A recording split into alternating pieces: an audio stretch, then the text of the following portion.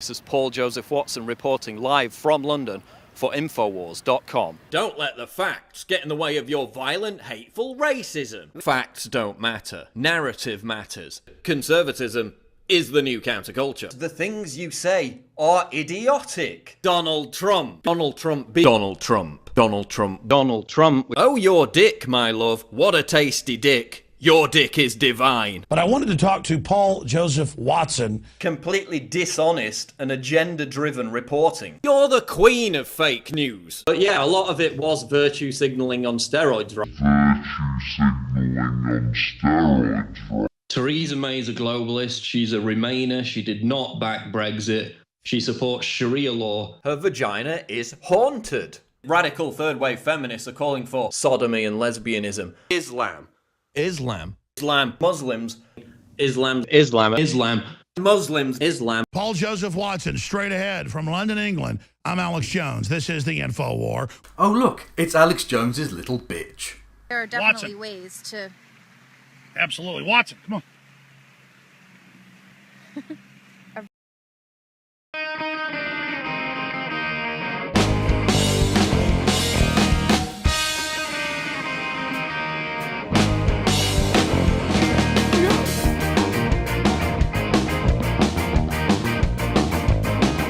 Hello there everybody and welcome to episode 39 of The Descent of Man-osphere, the series where I take you through the ways in which the Man-osphere and its utterly disgusting, reprehensible douchebag inhabitants are trying to reverse human evolution and drag us all back into the fucking sea.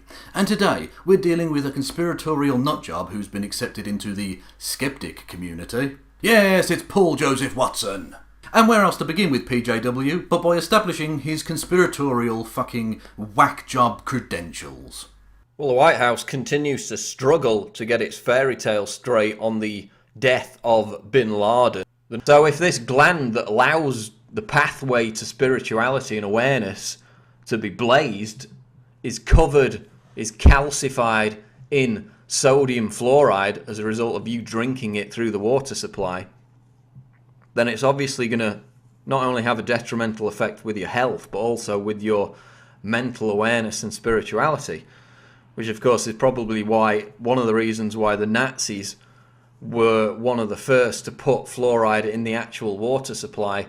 The vast majority of these shows and editorials will attempt to prop up the ludicrous conspiracy theory, disbelieved by a clear majority of Americans for decades, that a lone gunman was responsible for the assassination of JFK.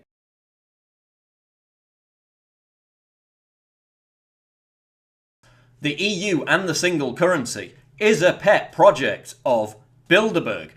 They're also talking about cyber resilience, which in their eyes, they sell it as cyber security. Of course, we know all the cyber attacks have actually been launched by the United States and Israel. George Soros. George Soros. George Soros. George Soros. This is all George Soros. George Soros. George Soros. George Soros. Imagine if there was a huge shadowy organisation funded by the US government that was selling the body parts of aborted babies. Anything that questions the officially state-approved fable of 9/11 is rejected. This is indoctrination. Yes, he's anything but a skeptic, and so it's been really, really shitty to see him be accepted by the skeptic community.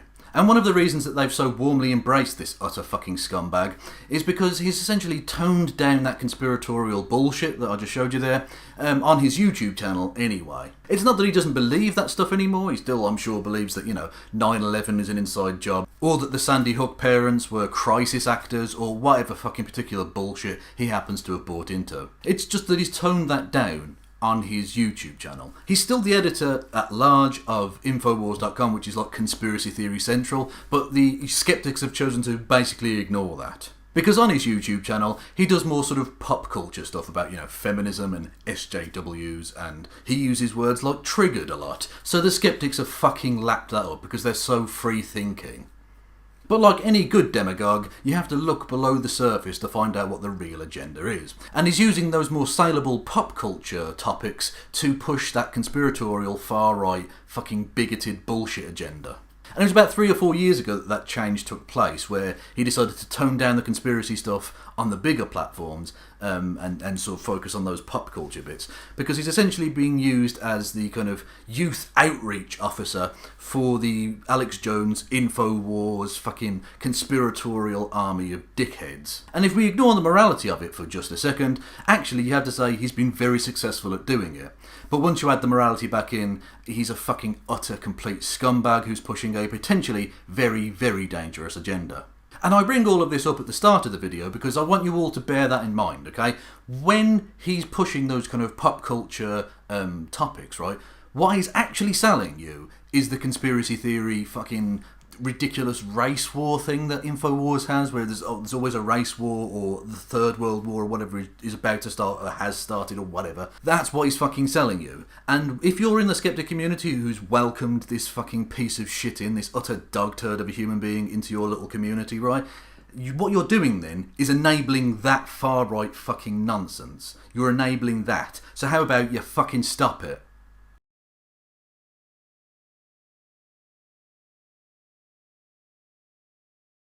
Now, it isn't just the conspiratorial bullshit that is the toxic sludge that pours from Paul's mind onto the internets. He is also a professional propagandist, and this emerges throughout his work in various forms. So rather than try and slam these disparate ideas and examples and sort of ways in which he skews things altogether, I'm just going to take you through a few examples of them one by one.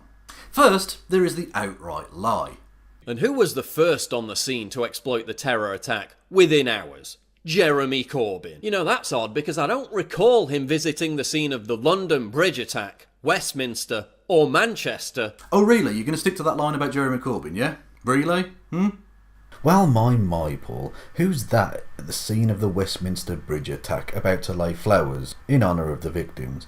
Oh yeah, it's Jeremy Corbyn. And as to your point about him not visiting the Manchester attack scene, well then, Paul, please do explain this picture of Jeremy Corbyn in Manchester.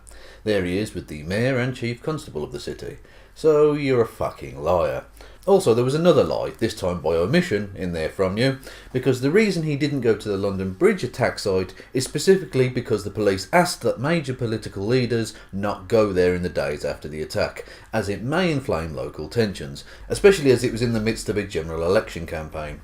Paul, you are such a propagandist fuck. You really are disgusting. Care to furnish us with another lie or two, Paul? The Met Police in London has come out and said they're investigating not the ISIS terrorists, the hundreds of ISIS terrorists running around the country who have been let back in. No. They're investigating Katie Hopkins because she said something offensive on Twitter. They're actually doing this. This is what she said on Twitter. Western men, these are your wives, your daughters, your sons. Stand up, rise up, demand action. Do not carry on as normal. That is hate speech and is now being investigated by the Metropolitan Police. Why did you read out a different tweet there? Because the tweet you read out was not the one she was being investigated for. The one she was being investigated for was this tweet. 22 dead, number rising, Schofield. Now Schofield there I think is referencing Philip Schofield, who is a British TV presenter. But anyways, she continues. Don't you even dare. Don't be part of the problem. We need a final solution. Hashtag Manchester. I mean, she even misspelt the name of the city, for fuck's sake. She's almost as bad a journalist as you are, Paul.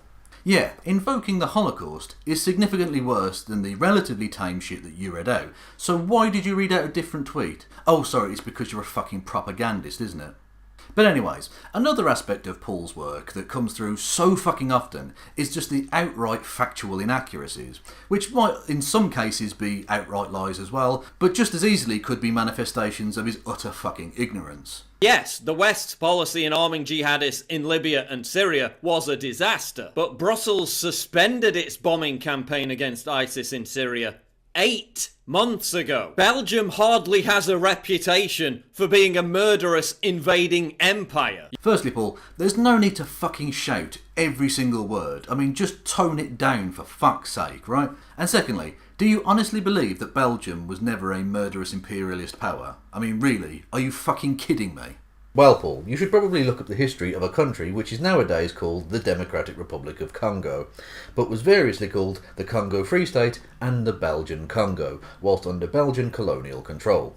From 1885 to 1960, the Belgians controlled these lands and instituted mass slavery on the local population, largely to farm the rubber plantations for the Belgians' own disgusting capitalistic greed. They also used the good old colonial tactic of divide and conquer, by setting up the Force Publique, a brutal paramilitary force made up of local folks who were paid and armed to murder and torture anyone who dared to stand up to the colonisers. During their period of colonial rule, the Belgians also allowed a massive famine to occur and treatable diseases to run rampant through the native populace. And overall, during their time as the rulers of Congo, it is estimated that around 35 million people were killed.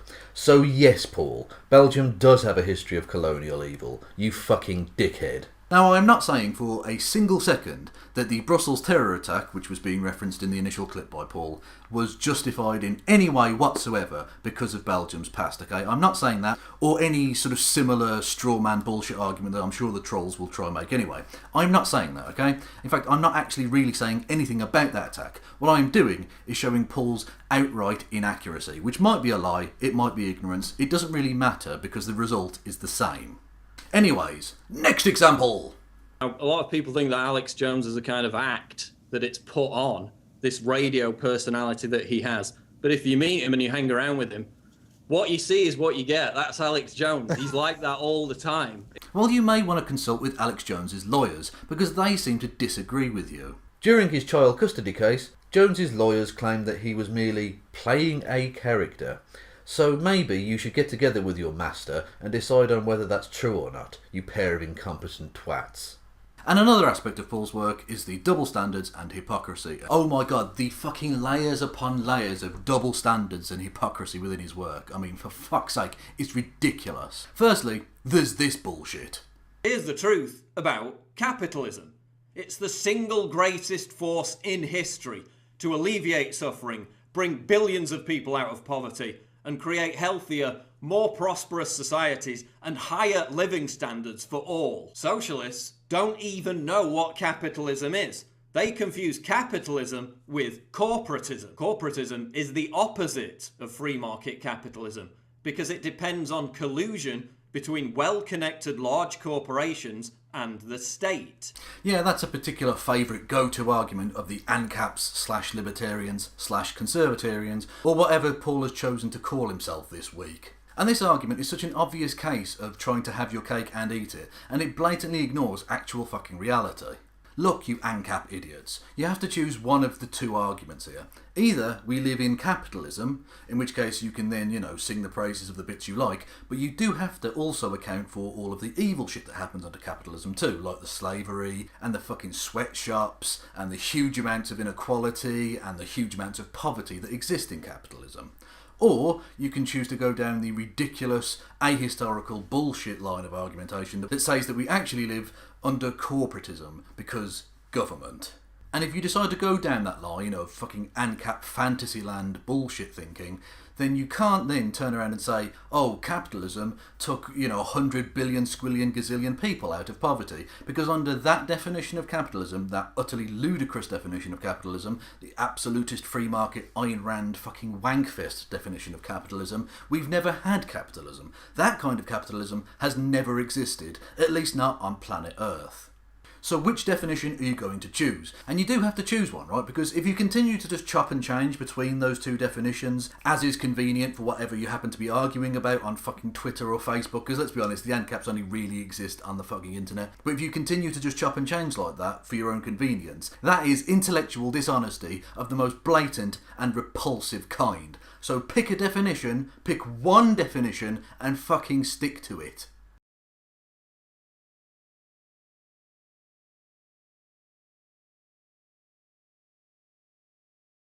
But anyways, what other bullshit have you got for us, PJW? The media, the left, and Hollywood must stop legitimising violence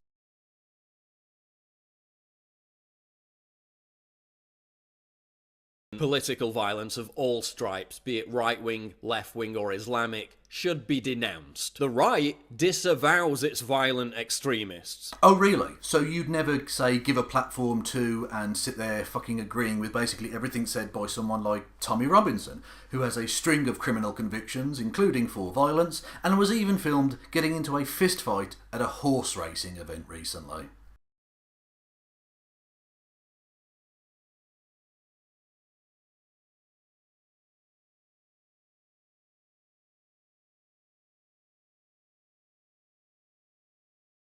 Yeah, that actually fucking happened.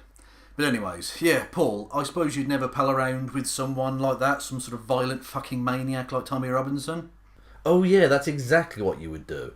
But I suppose you would never, work for a guy that has graphically fantasised on many occasions of enacting violence on anyone who disagrees with him, including recently threatening to break Alec Baldwin's jaw because he told a joke about him. Oh shit, yeah, that is exactly how you earn your living, you grubby little shitbag. But I suppose you'd never fanatically support a guy for president who used violent rhetoric throughout his run for the White House, right? Oh yeah, that's precisely what you actually did do, you hypocritical fuck. So yeah, the right is about as good at driving the fucking violent lunatics from its ranks as I am at French accents. Shut up, bitch. Fair enough. But anyways, Paul, what other hypocrisy have you got for us? That's why they're being funded from the very top by people like George Soros, because they're trying to eviscerate this populist uprising that is paralleling Black Lives Matter. That's why they're doing it, because they want to discredit, eviscerate those kind of movements by labeling them racist, by labeling them bigoted. So I guess, Paul, that you would never try to undermine an opponent by labelling them in that way then? Oh, sorry, no, I forgot for a second. That's all you fucking do. You're a regressive leftist. It's also riddled with regressive leftists. The regressive left. Gamergate blew up in the femin Nazis' faces. In case you were wondering when the left would become so unhinged that they literally began to sound like ISIS, that just happened. While thousands of libtards, what could be more triggering to libtards? While those same libtards, which is, again, the essence of cultural Marxism. Cultural Marxists, social justice warriors, Social justice warriors. social justice warriors, social justice warriors, postmodernist, moral relativist, critical theory espousing, cultural Marxist nihilists. Then there's the constant accusations thrown out by Paul of virtue signalling. Virtue signalling to virtue signalling. Virtue signalling. virtue signalling, Virtue signalling. Virtue signalling. Virtue signalling. And the labelling of something as virtue signalling by Paul, or by anyone frankly, is fucking ridiculous, because it's not actually an argument. Basically all you're saying is, this other person isn't a total fucking scumbag like me. And that's the thing, you are revealing that you are a scumbag, basically. Not necessarily in every single instance, but certainly in every instance that Paul does it. And like I say, it's not an argument on any fucking level, so, stop it. And then, of course, there's Paul's constant appeals to free speech. Free speech. Free speech. Free speech. Free speech. Free speech. free speech, free speech. Now again, free speech is a very important thing. But the problem is, Paul only ever defends it when it suits him. Has Paul called out his bewigged tangerine senpai and his attacks on the free press, or trying to censor scientific information being released by government departments? No, of course he fucking hasn't. He is just fine and dandy with Trumpelstiltskin going after free speech. Because apparently some random feminists on Tumblr are a way bigger threat to free speech than the President of the United States of America, because reasons. And of course, no PJW video, or article, or frankly anything he's ever done, would be complete without stoking the raging fires of Islamophobia. There's no such thing as moderate Islam. The notion of moderate Islam is a complete myth. The problem is not radical Islam. The problem is just Islam. The continent's demographic collapse. This guilt-ridden self-immolation. This suicidal virtue signalling. Stop the flood of migrants into Europe. It's not just, the terrorist attacks. It's not just people dying. It's the relentless march through the institutions. It's the fact that these immigrant populations get in these Islamic ghettos, they congregate, they don't assimilate, and it causes massive social problems. More people are going to die because of this. We don't need more gun control. We need Islam control. But it's okay, because no extremist right-wing fucking piece of shit would be inspired by the hateful rantings of dickheads like Paul Joseph Watson and go out and try and seek violent retribution through terrorism on innocent Muslims, right? Oh, right, yeah. Maybe, Paul, just maybe, your constant spewing of hateful rhetoric towards Muslims has consequences. Paul, you are the very hate preacher that you repeatedly decry. Let that sink in for a second. But anyways, let's move on, shall we? Because now it's time for...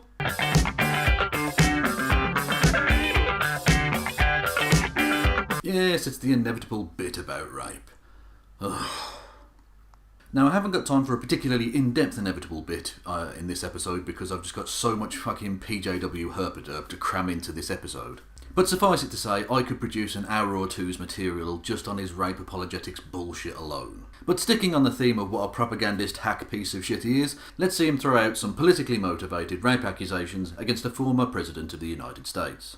Hillary Clinton, the amazing feminist who accepts hundreds of millions of dollars from countries that oppress women, calls women bimbos, and intimidates Bill Clinton's rape victims. Hang on a minute, Paul. Are you doing listen and believe now because it's politically expedient on this occasion? Because you've railed against listen and believe in the past and said that, we should always wait for a criminal conviction before sullying a man's name with such things. And you made it seem like that was you supporting the concept of due process. But actually, clearly, it wasn't. It's just, now it's politically expedient, you're going to throw out rape accusations, even though Bill Clinton has not been convicted of anything. Now, I don't know, and neither do you, whether any of these accusations are true. But you've decided, for political convenience, to just accuse him anyway. You slimy fucking asshole. Paul Joseph Watson claims to be a journalist, everybody. Anyways, moving on.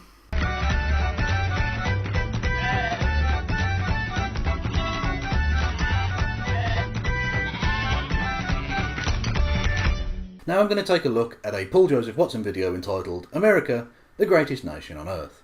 Now, a disclaimer before I start. I don't hate America. Now, I shouldn't have to say that, but some people are too fucking stupid for words, and will think that because of the level of depth and nuance that I'm going to try and add to Paul's propagandist hack work here, that I somehow hate America, when I don't.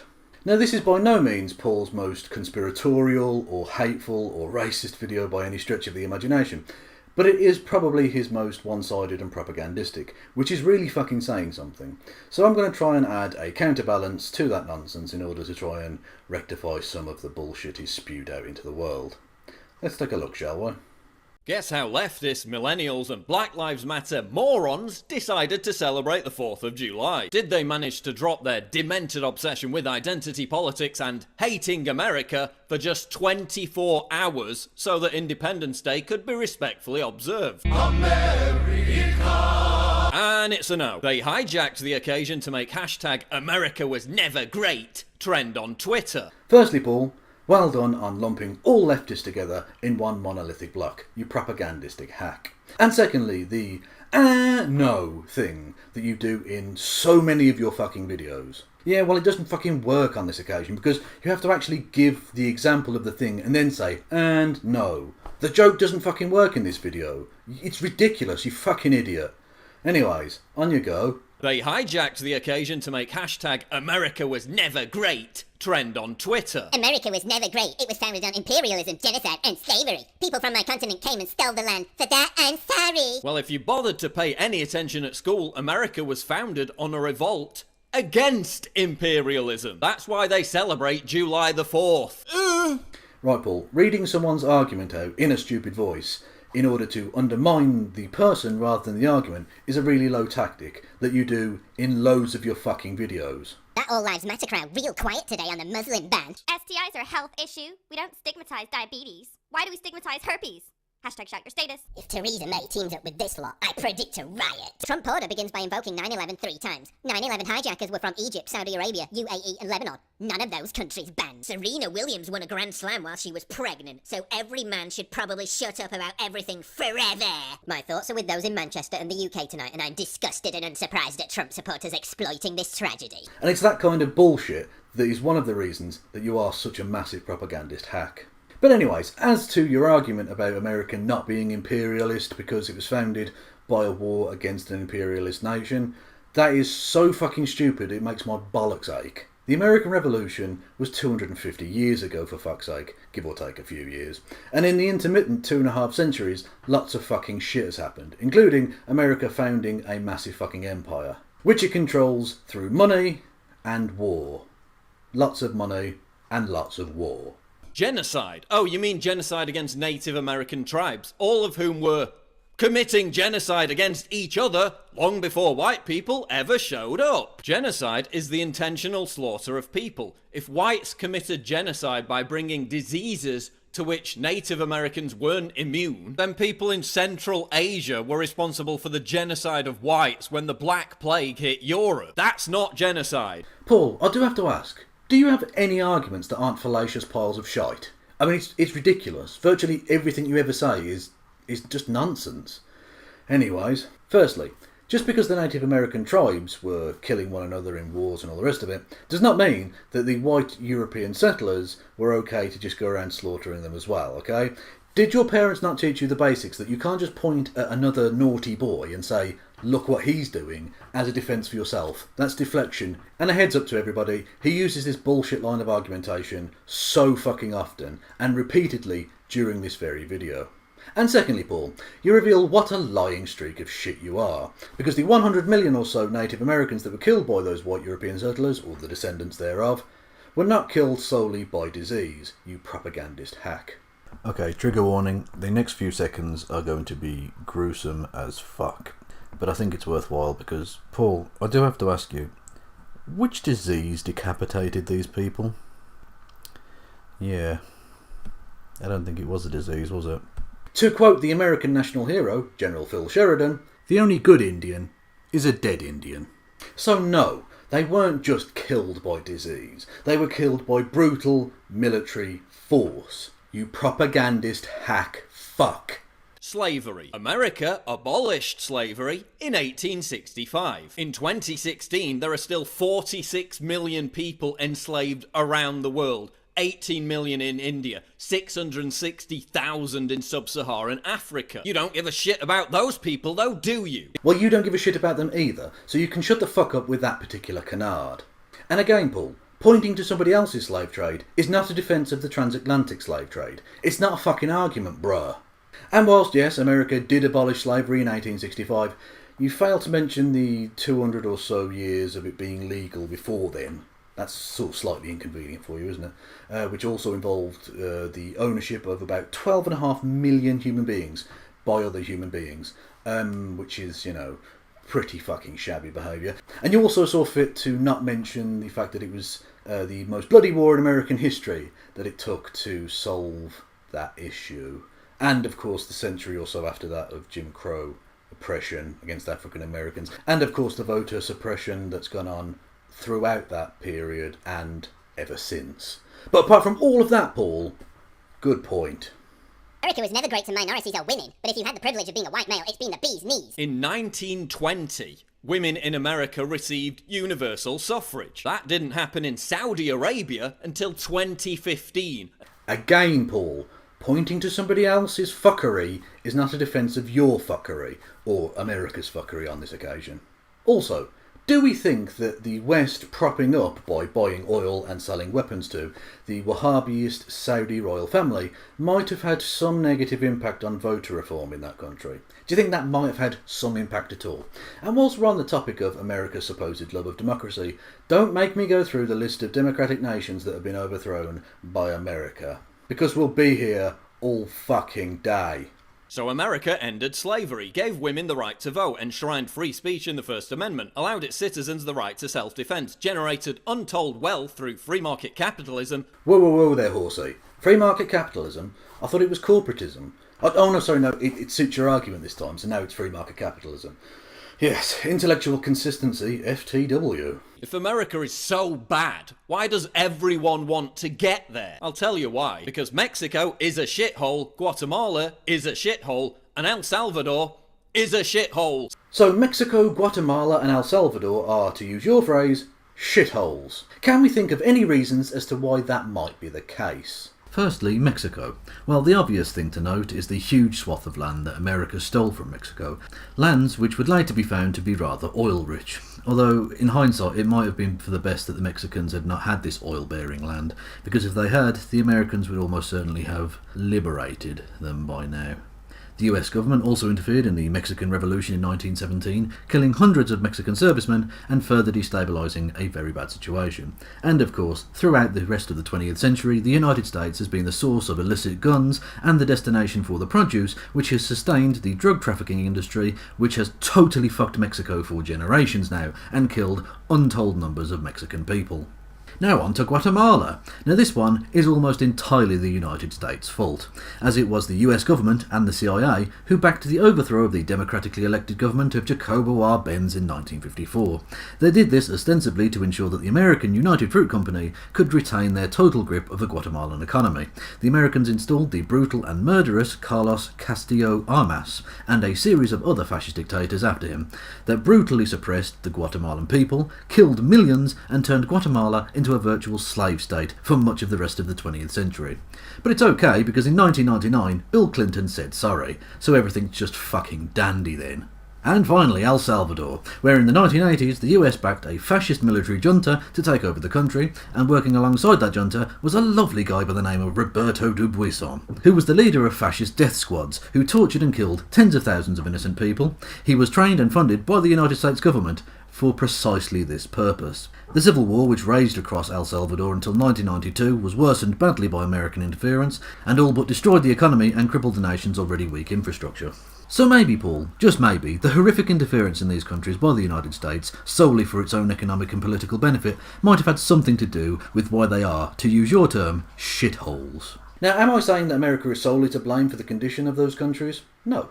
But what I am doing is what a journalist would do, by adding, nuance and depth to a story to give you a more rounded picture of what the truth is. Because Paul, for his own propagandist hack reasons, has decided not to tell you any of those negative things. So how come those corrupt, decrepit countries can celebrate their national holiday without you being all butthurt over it? Dude, you're just fucking whinging now. Like, the people that you're talking about there are from America. They're not from these Latin American countries. So why the fuck would you expect them to have anything to say about the national celebrations of those countries? You're just fucking whining and whinging now. Oh, people aren't as nationalistic as I want them to be. Well, I don't fucking care. Shut up.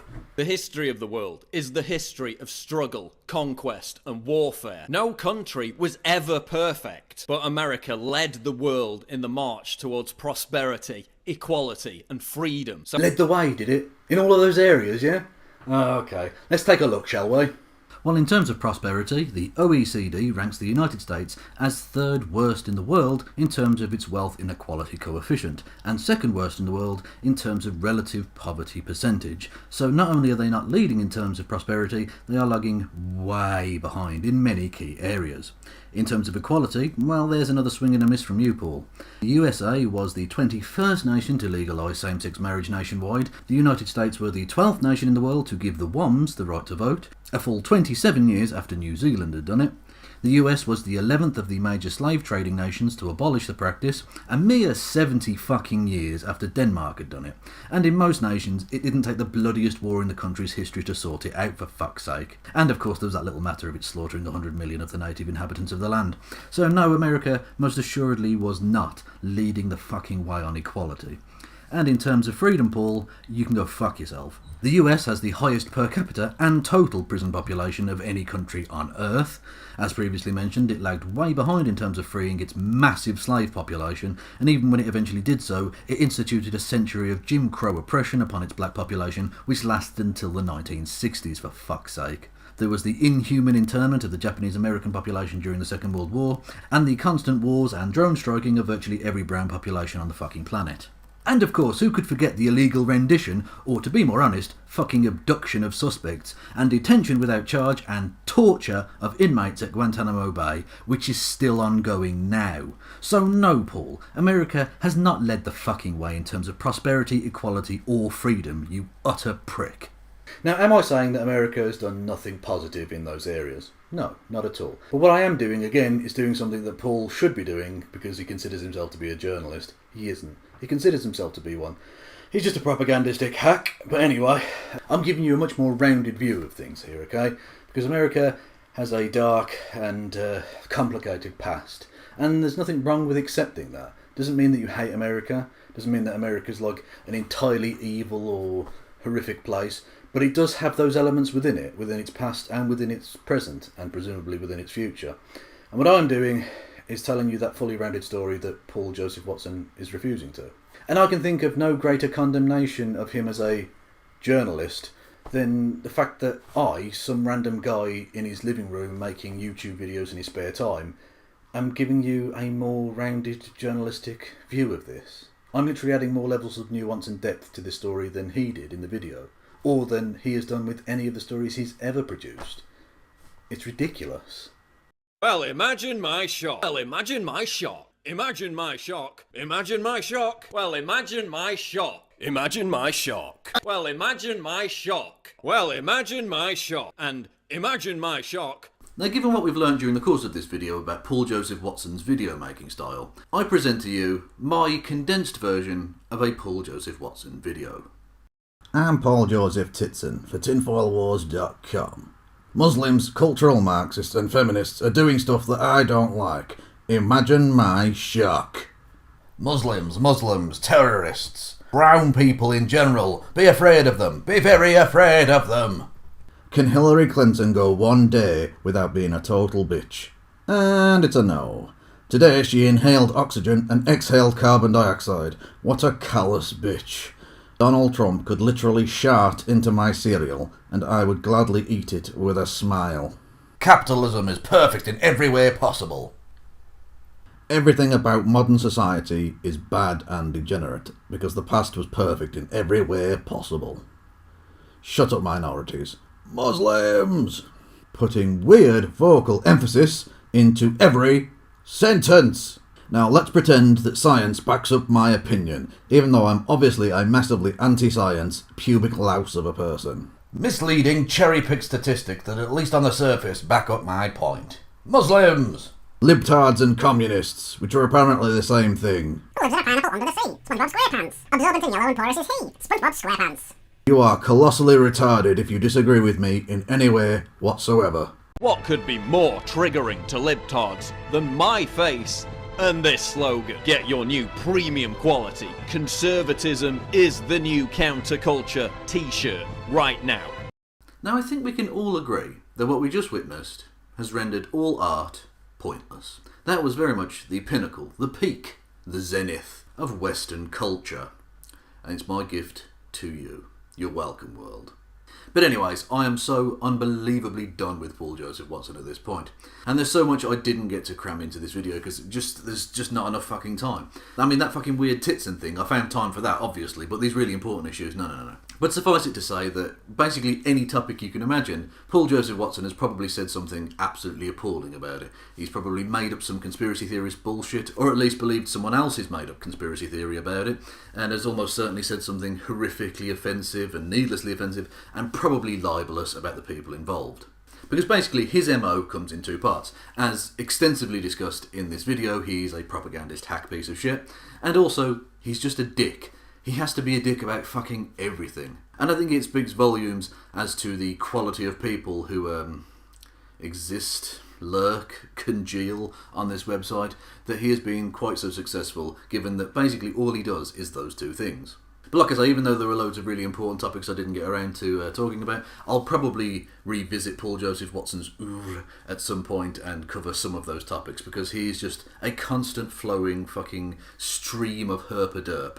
So I'm sure he'll be sort of brought up at some point in the future on this channel. But anyways, with all of that bollocks done, there's just one thing left for me to say.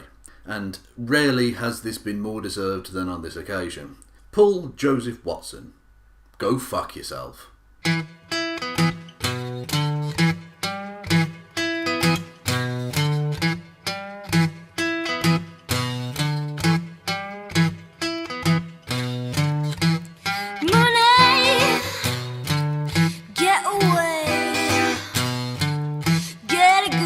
job with more pay and you're okay. Money, it's a gas.